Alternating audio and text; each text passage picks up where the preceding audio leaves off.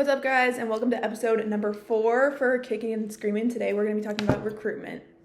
Recruiting can feel like a game in itself. There's so much pressure, so many choices, and really no guarantee that you'll get it right on the first try.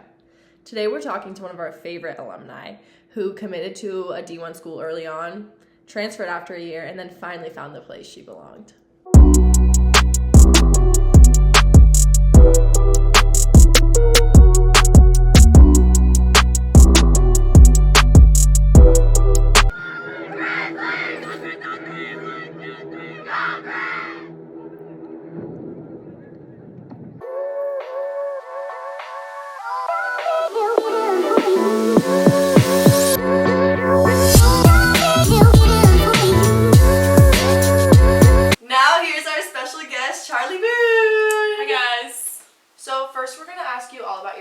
Process into the college world.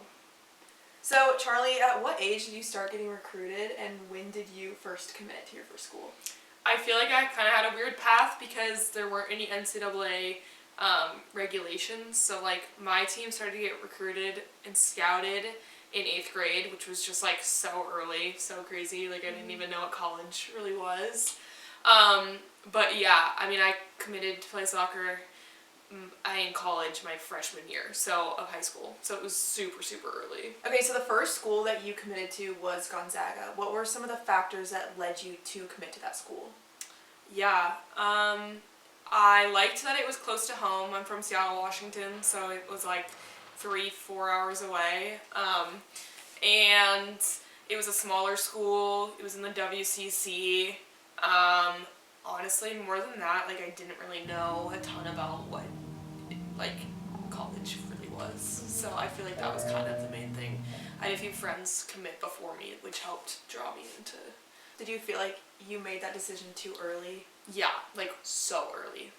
Looking back, I feel like I started figuring out what I wanted in college, definitely junior or senior year of high school.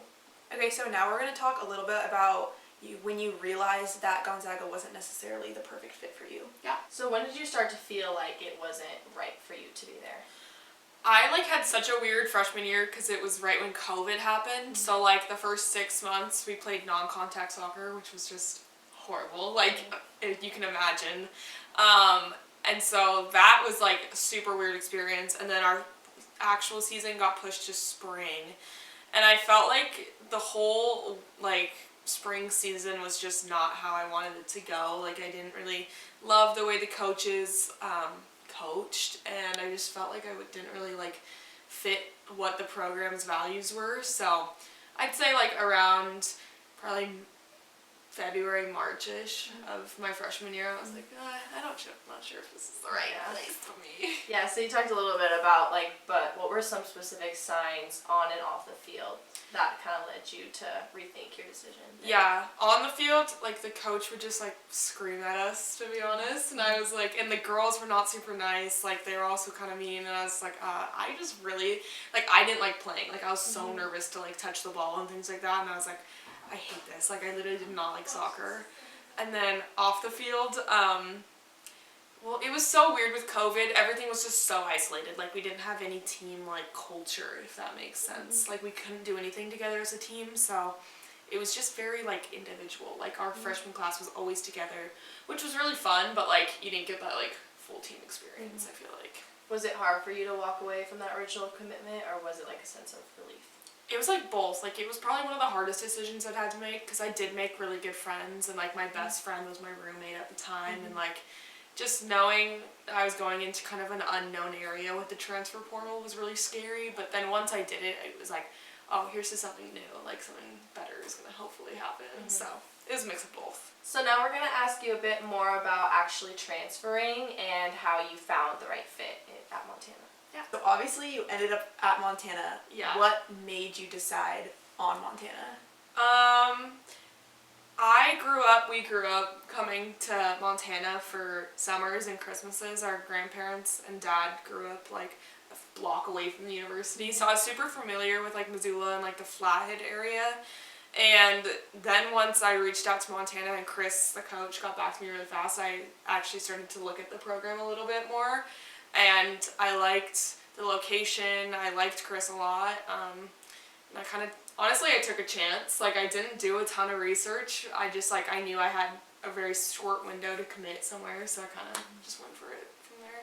What made Montana feel like home in comparison to your first experience? Yeah, I think, honestly, like, the culture aspect, like, everything was so tight-knit on and off the fields. Like, girls just felt like friends at the end of the day. And I loved the community of Missoula. I think there's so much support just for the university itself.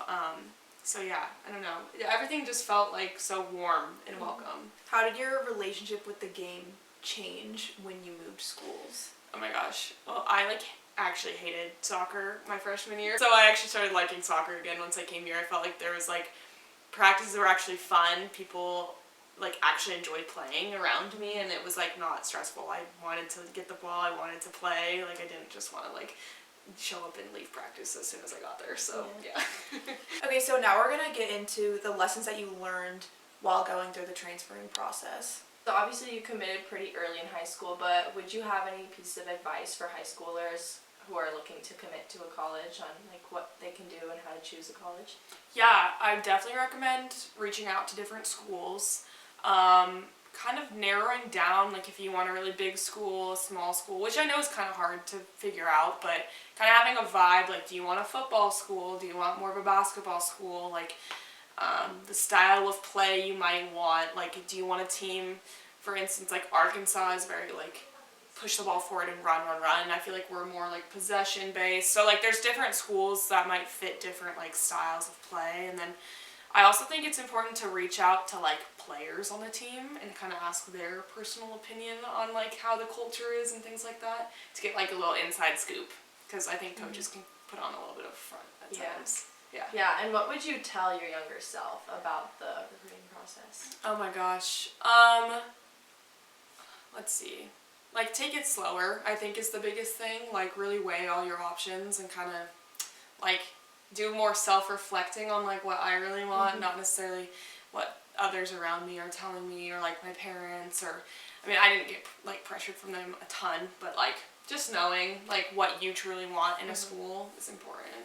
Yeah. Yeah. How important is that for you to choose a place that fits you as a person and not just a soccer player? It's huge, because like at the end of the day, if you end up getting injured or like something happens and you're not playing your sport anymore, then you have to fall back on that school. And so liking the actual school itself is so important.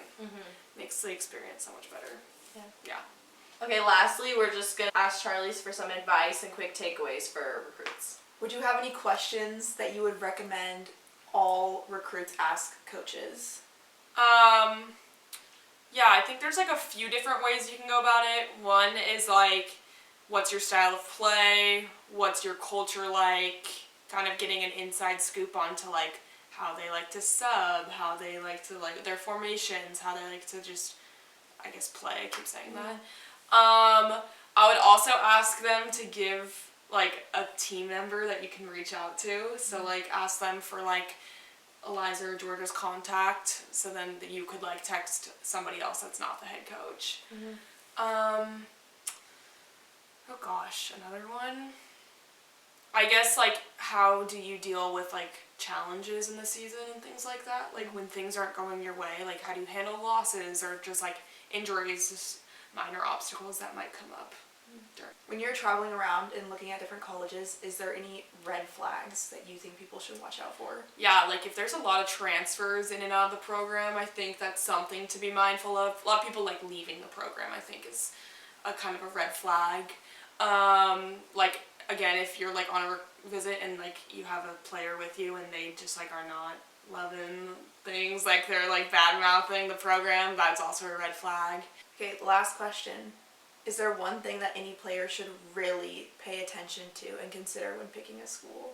I mean, at the end of the day, like, go with your gut. Like, if you have this gut feeling that something's off there, don't do it. Like, I think that's a huge thing. Like, again, liking the school without the team there, without the sport, is so important. Like, you want to enjoy your experience. It goes by so fast. So, like, making sure that, like, you feel at home here in all aspects is really important.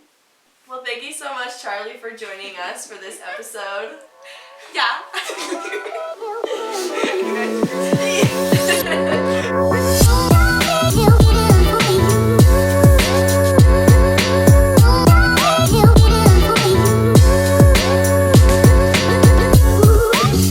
that your first commitment doesn't always have to be your final destination. You want to make sure that you find a place that helps you grow, not just on the field, but also off. Thank you guys so much for watching. Go like and subscribe and stay tuned for episode number 5.